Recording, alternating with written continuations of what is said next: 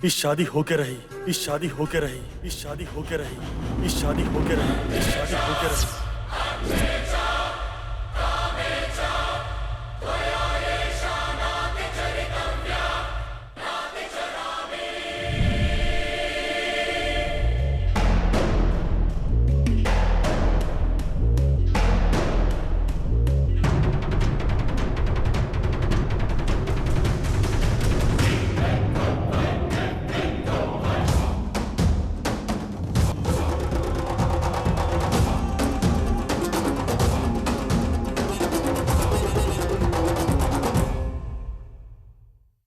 काली के गला में मंगलसूत्र रही।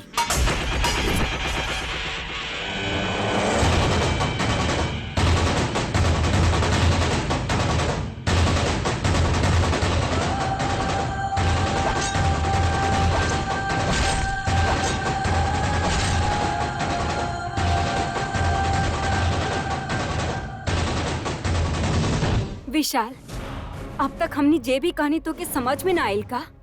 समझ में आ गई बच्चा जी, बहुत अच्छा से समझ में आ गई। आप शादी रोकल चाहत बानी और हमार पापा शादी करवावल चाहत बानी। आप कुछ भी कहीं, हम तो सिर्फ अपना पापा से कईल वादा पूरा करे के डिसाइड के ले बानी।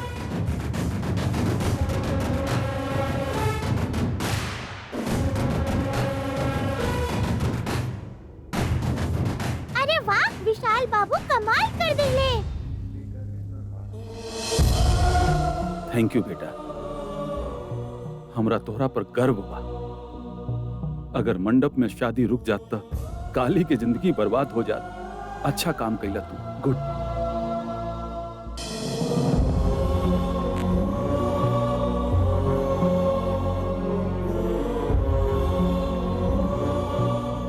वचन निभावे खातिर आप ही श्रापित लड़की की बहू बनाइब का?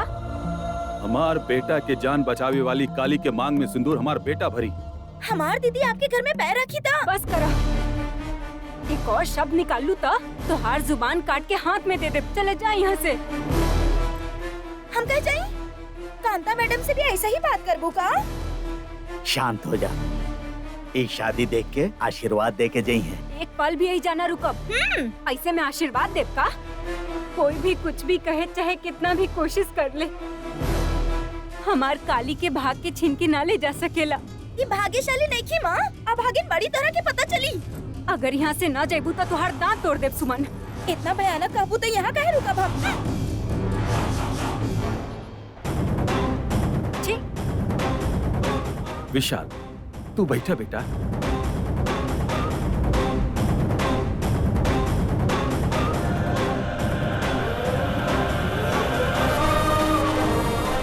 बेटी काली, तू भी बैठ जा।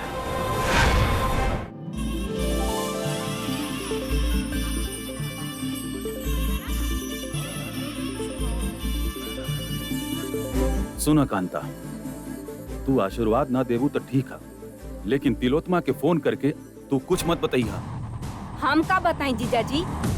जे बात बोले के रहे बोल देनी। आप ध्यान नहीं के दे रहल बानी त और उ तिलोत्मा ध्यान दी का? बतैले होता तो अब तक आ जाती ना।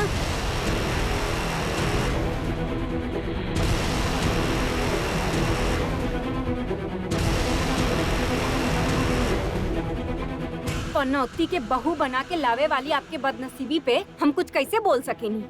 शादी करवा दी। काहे गाँव वालन, लक्ष्मीपुर के लोग के अब मौत के पुकार सुनाई नहीं खे दे रहल का?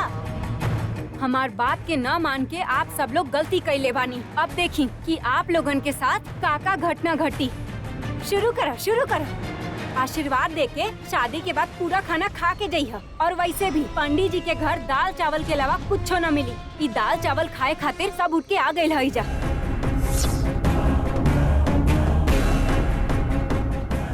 लगता सब भूखले बाड़े। शादी के बचल खुचल खाना खा ली है। छी, कैसन बेशरम लोग है। कांता, करवा ली शादी। मैडम जी,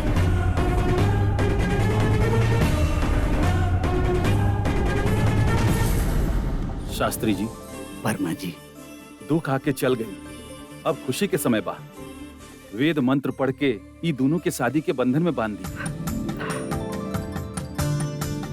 ठीक बा वर्मा जी। ओम शतमानं भवति शतायु पुरुष शतेन्द्रिय आयुष्यवेन्द्रिय प्रति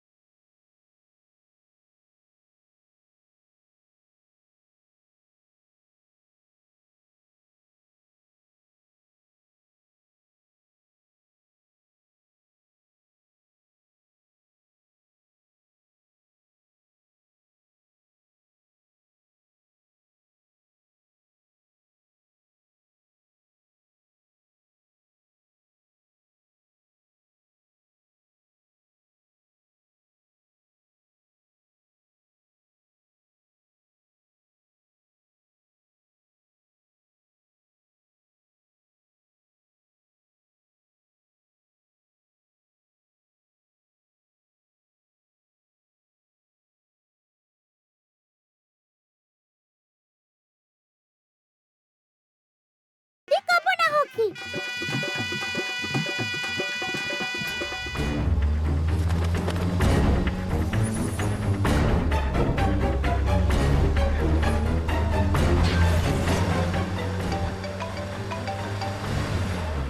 हमार बेटा के कॉल आ रहल बा। कौन बेटा के दीदी? हम कंफ्यूज हो गए बानी, क्लियर बताओ दीदी। मुंह बंद रखा। बोलो विक्रांत। ओ छोटका भांजा। Mom where are you? On the way. तोहार बारे में ही बात करत रहनी और तू कॉल कर देला बेटा। 100 साल जीबा तू। आप लक्ष्मीपुर आइब ना तो आपके तो 100 साल की उम्र तुरंते पूरा हो जाई मॉम। हे का बात कर रहल बड़ा तू? परसों गाड़ी रोका।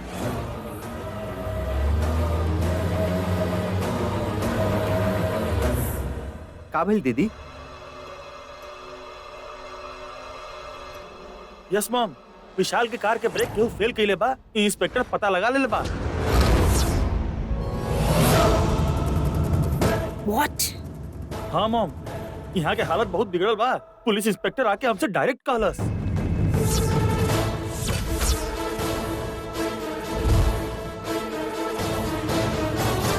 Oh my God. भांजा कुछ केस भइल बा का? अभी तक तो ना पापा के केकरा ऊपर शक बा अभी तक साफ नहीं भाई, पर अगर आप आए तो पक्का यकीन हो जाए। करेक्ट बा। तू ऐजा बड़ा केहू के पता नहीं खे ना? वो तो पता ना ही हम डैड से मिलने बानी, ना ही विशाल से मिलने बानी। हाँ तो कांता दीदी फोन करके गांव काहे बोलेली? का बात बा? मामा आपके मैटर ना बतौली मतलब प्रॉब्लम जरूर होगी। आपके इला के बाद पुलिस पकड़ ली तब। वो ऐसन काहे करी? उनका हमनी पर डाउट काहे होई? अब मुसीबत में काहे पड़े के दीदी? चलो वापस चलल जाए। कांता दीदी के फोन आई तब मत उठैया। भांजा तू वापस आजा। हमार कार रिपेयर हो रहा बा, ठीक करा के हम तुरंत वापस आउट बानी। ठीक बा। ई रास्ता में इतना बुरा हो रहा बा मतलब आगे जाए के ठीक नहीं है। गाड़ी घुमा दा। विक्रांत तू संभल कर आइया। ठीक बा मॉम, बाय।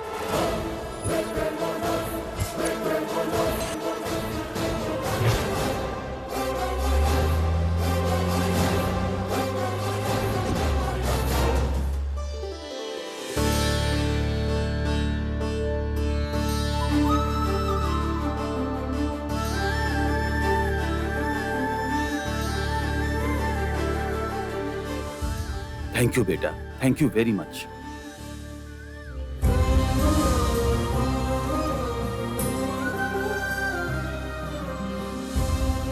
दादाजी दीर्घायुष्मान भव, सदा सुहागन रहा हमार बच्ची। उठ जा बेटी। बेटी आज हम बहुत खुश बानी। तोरा ऊपर विशालाक्षी माता के आशीर्वाद बा बेटी, हमार प्यारी बच्ची।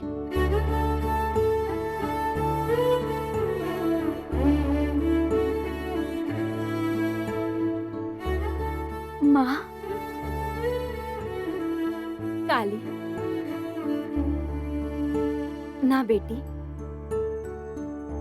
भगवान जैसन ससुर जी तोहार दादाजी आशीर्वाद देले बाड़े तोहके, इतना काफी है।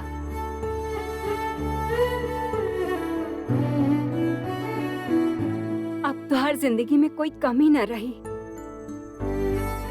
हमेशा खुश रही है बेटी।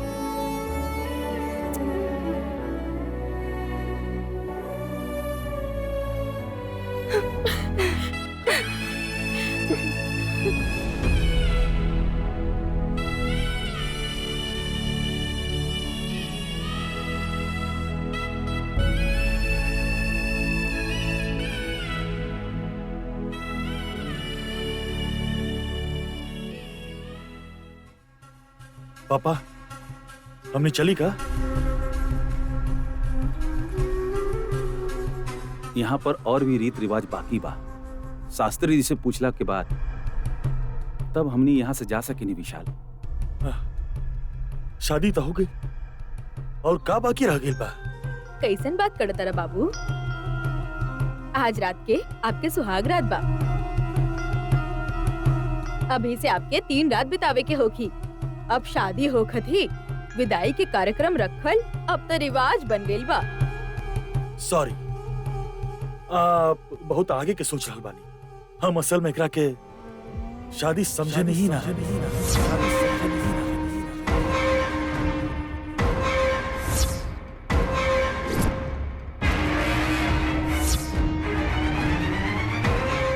तो सुहागरात कैसे हो सकेला?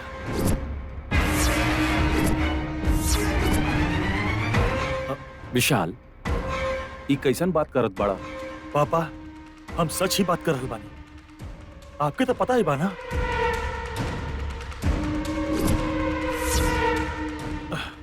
पापा, हमने घर चल जाई कहले रहनी, लेकिन हमार पत्नी काली के अपना संगे ले चल जाई ही ना कहले रहनी।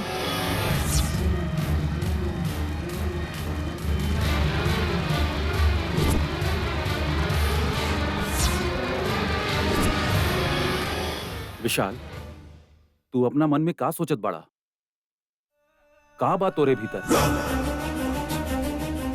अग्नि के साक्षी मानकर गांव वाला के सामने भइल बा शादी। असल में हमें के शादी समझे नहीं ना, तो काली के हम अपन पत्नी कैसे समझी?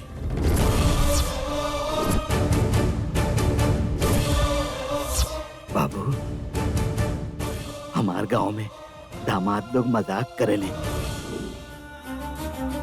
और आप लोग तो बहुत ऊंच लोग बानी, पैसा वाला,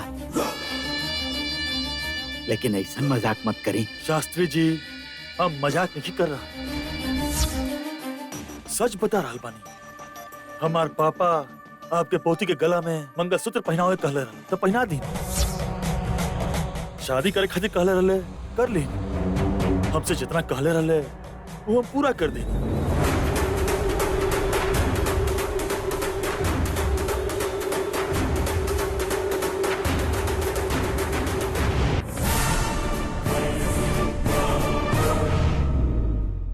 बाबू, हमार पोती के आपके ये बात समझे में बहुत समय लगी। ऐसे में आपके उद्देश्य समझे में तो जब हम इतना क्लियर बता रहल बानी, तो आपके काहे नहीं समझ में आ रहा, ये हमके नहीं समझ में आवत। पापा, हमके ये शादी पसंद नहीं है, ये बात हम आपसे पहले ही कह दिल रहे।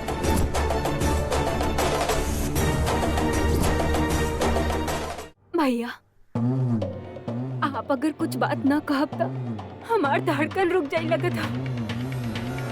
हमार बेटी के साथ का करे खातिर आपो क्या ही चले आई नहीं, बोली ना। पापा, पूछ रहल बाड़ी ना, हमके जोन कहे के रहल हम कह देनी। एटलीस्ट आप ही लोग सच ना बोलनी, कम से कम इतना तो बता दी लोग के।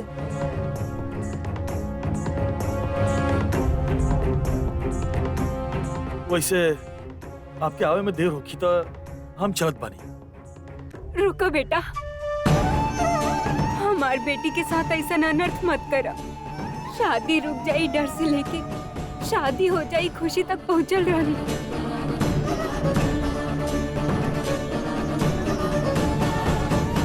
अब अभी शादी नहीं की कह के आप चल जाई तो मम्मी के तो मौत आ जाई। देखिए, हमके क्या करे के बाद ये बात पिता का हम वैसे नहीं कही। बेटा होके के नाते हम अपन बात पूरा की, बट हम यहाँ पर और ना रुक सके। एक मिनट बाबू, आप का अकेले बानी, का कर रहल बानी, ये तो आप ही समझे बाबू। वर्मा जी, आप ही तो हमरा पास आके हमार काली के बहू बनावे के इच्छा जाहिर के ले रहनी।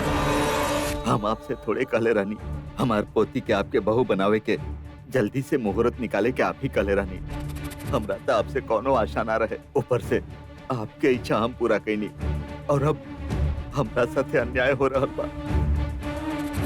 ये कहाँ के धर्म बा, ये कहाँ के धर्म बा साहब।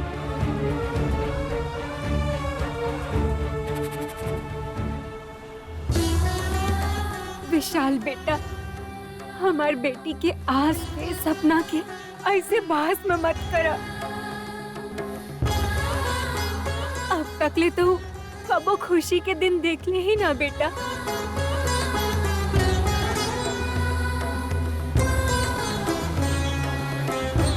शादी शादी के साथ होकर जिंदगी अच्छा हो जाए सोचले रहनी। शादी के दिन ही ओकर पति छोड़ के ओकरा चल जाए ये तो कबो न सोचले रहनी।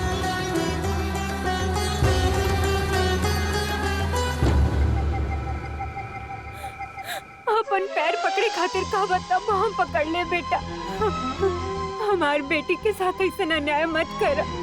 प्लीज उठी उठी, काहे इसे करल बानी? जब कह दिन की पसंद नहीं खे तो काहे जबरदस्ती करल बानी? अग्नि साक्षी बा, इसे मत कही। हमार मन जैसे कहत बा हम वैसे नहीं करब ना।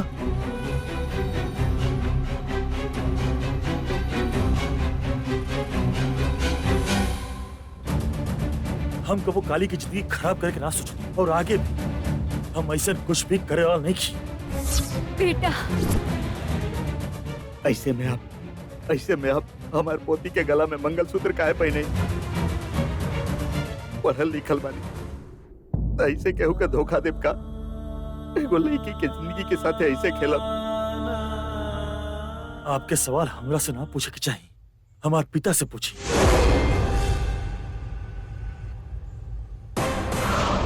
बोली न साहब, ये तो पूछ रहल बारे, एकर समाधान बताई। माँ विशालक्षी ही हमरा के ना बतावली था।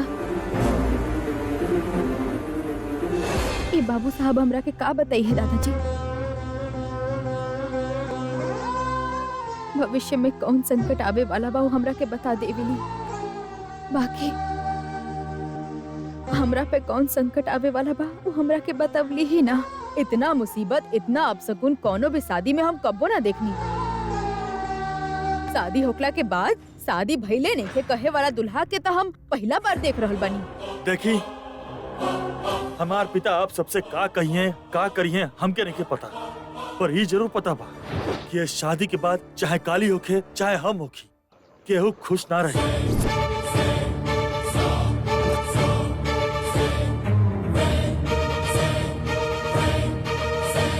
लेकिन जितना जल्दी भूल जाई जाए उतना अच्छा होगी। विशाल, मंगलसूत्र के तू मजाक समझ ले बड़ा का? हाँ? मजाक तो आप समझ ले बानी। एगो लड़की के देख के आप खुद से शादी तय कर दी, हमसे पूछनी, हमार पसंद रहुआ जन्नी और ऊपर से दिल के दौरा आई, मर जाई ऐसे कहकर रहुआ धमकी देनी हम और ये शादी खातिर मनवानी। हाँ, पापा धोखा देने वाला आप बानी और अब सबके सामने ऐसे हमसे सवाल पूछ रहे बानी जिससे हम धोखा दे लोगी। सुना, हार्ट अटैक आवे के नाटक हमार गलती रहल गलती।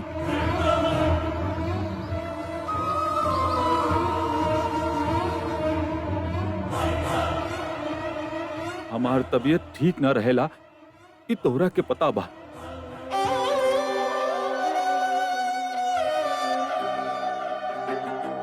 सुना,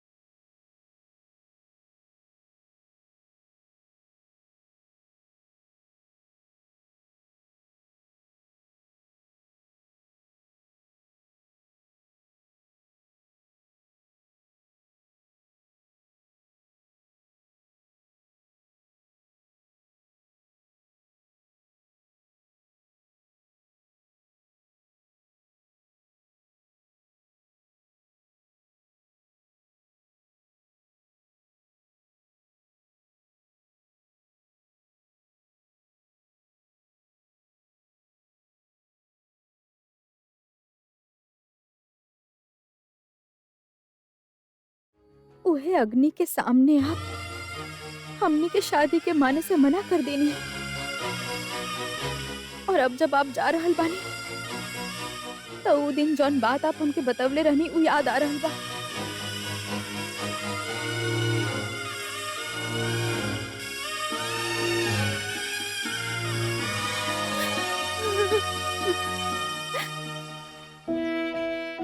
जे हो गए ओकरा बारे में तो हम ना सोचब और आप हमरा से कहले रहनी कि का होखी ई सोच के हैरान ना होखब।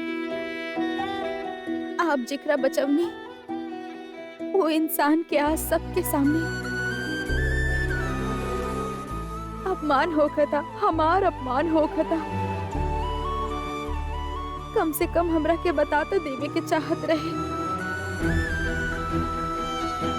अब हम का करी बाबू साहब, का करी?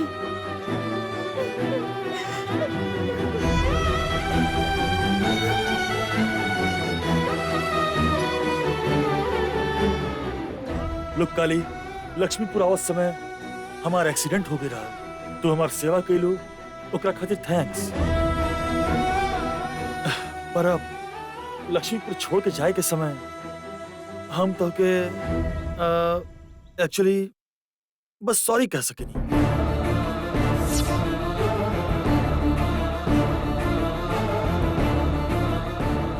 बट एक रीजन हम नहीं की। My dad. Okay, I am sorry again. By.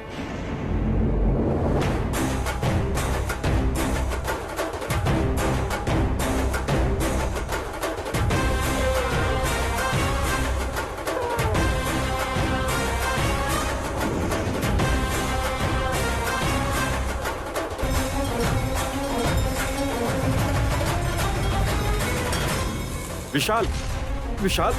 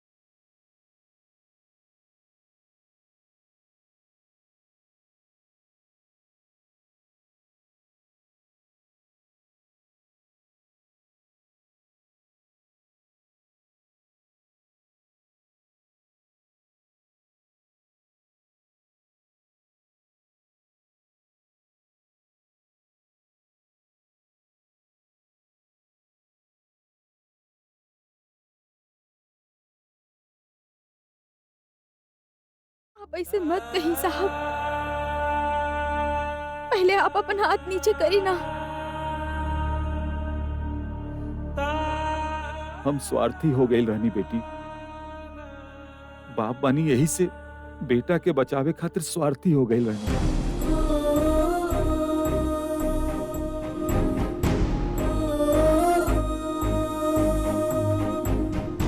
आपके कोनो गलती नहीं के साहब। हमार किस्मत ऐसन बा, हमार हाथ में जौन कुछ भी लिखल बा आखिर वैसने होखी ना। हमारे बेटा के हाथ में भी मृत्यु दोष ही लिखल बा बेटी।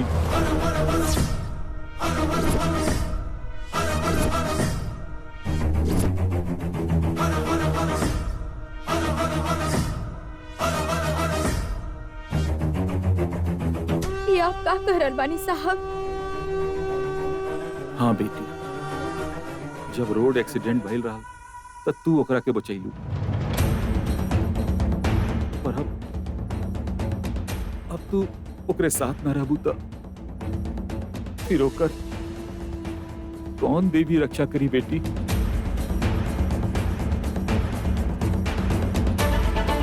और कौन सा संकट आवे वाला बा? पता नहीं के बेटी, तोहरा पता चली यही उद्देश्य से ओके बचावे खातिर हम तो हर शादी अपन बेटा से कही, पर वो तो ऐसा कैलस।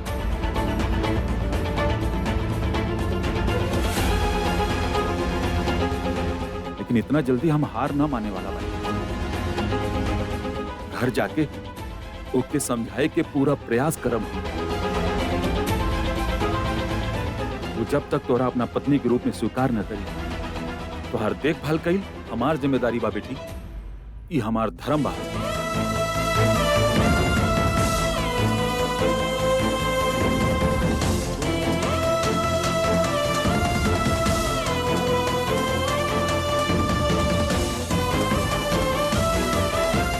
ये ले बेटी, ये पैसा रख ला।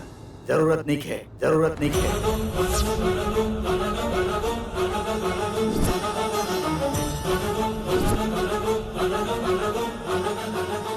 छोड़ के गए ऐसे पैसा दे रहल बानी। ए नोट खातिर हमार पोती के बियाह भइल बा। जब पूरा गांव में प्रचार होगी तब हम आत्महत्या कर ले। शास्त्री जी, दया करके आप ऐसा बात मत करी। भाई साहब, हमने के पैसा के कोनो जरूरत नहीं के। आप जैसन कहानी हमार बेटी के आपके घर के लक्ष्मी बनाई, वो बात के रख के एकर जान बचा ली भैया।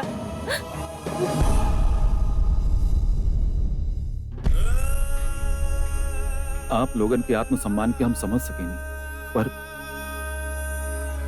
आप हमार मजबूरी के भी समझे की कोशिश करिए। काली हमार बेटा पर कभी भी कौनो तरह के संकट आवे तो हमरा के बता दिया बेटी। इला बेटी, हमार घर के एड्रेस, फोन नंबर सब कुछ एमे बा।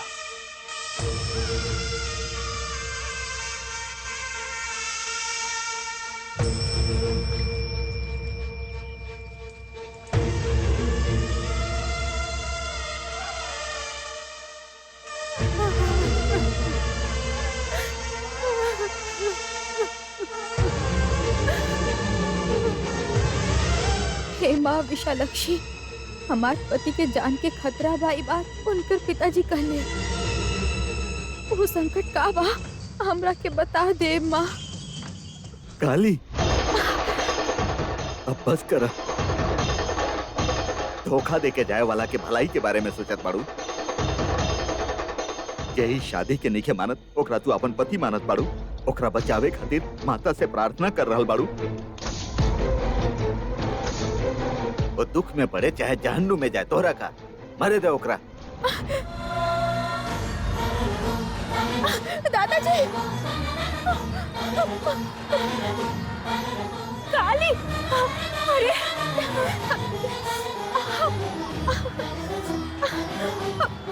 बेटा काली, क्या कर रहल बाड़ू? छोड़े के माँ चल रहल बा। माँ चल रहल बा, देखी ना। माँ चल रहल बा। काली, हाँ चल गई ना। देखा का कही। अरे चल रहल बा, देखी ना। चल गई, देखी। अरे चल रहल बा, माँ देखी ना। का करब हम? चल रहल बा, अब हम का करब? अब उनका ऊपर संकट आई था। उनका ऊपर संकट आई था, हम ससुर जी के कैसे बताई? अरे अब हम का करब? दादाजी, आप ऐसा काहे गई नहीं दादाजी? हर हाथ जल के लोग दुख नहीं खे, लेकिन वो काट जल गए। लेकर इतना दुख बा तोरा, तू पागल हो गइल बाड़ू, पागल हो गइल बाड़ू। उनका बचावे के होगी ना दादाजी। अगर हमरा आवे वाला संकट के बारे में पता भी चल गई, तब हम उनका ना बचा पाए तो हमारे जिए के का फायदा बा दादाजी? उनका खातिर त्याग कर करके तू थक गइल बाड़ू, तब उनका दया ना आइल। क्षमा मांग के पैसा दिखावत रहले, ऐसा आदमी के बारे में सोचे के ही ना चाहिए। अगर वो इज्जत देत पड़े तो सिर्फ तुम्हार दिव्य दृष्टि के तोरा नहीं खंदे। इंसान के इस्तेमाल करे वाला इंसान के याद मत करा, भुला जाओ का। काली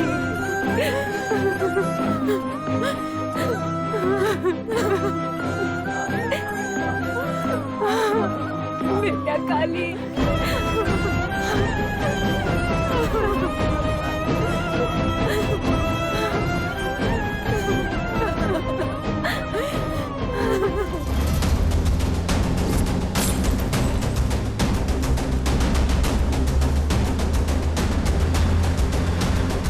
अमेरिका से पढ़कर आइल बड़ा पर लक्ष्मीपुर में बहुत बड़ गलती करके जा रहा बड़ा।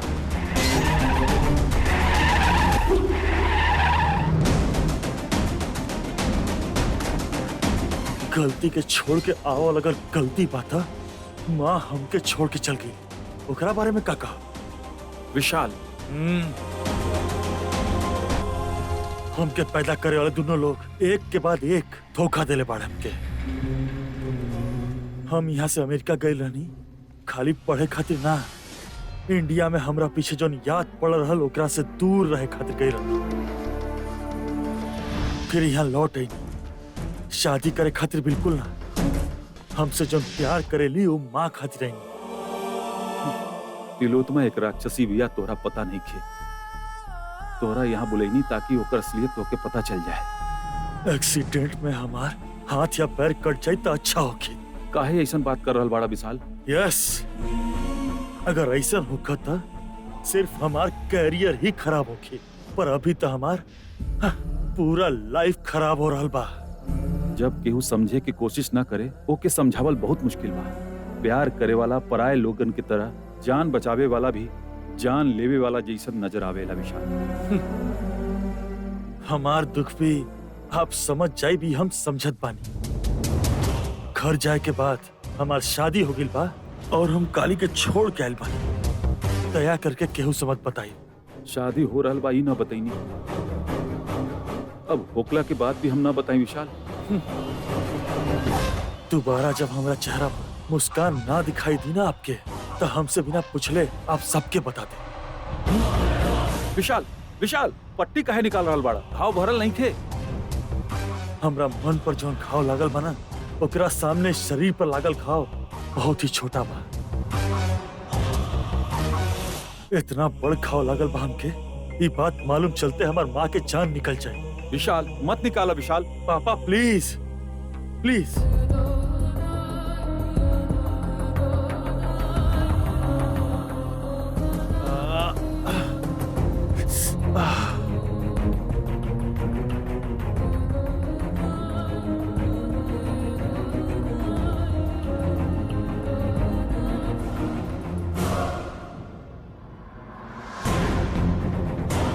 सिटी पहुंचे में टाइम लगी, आप सोच जाए।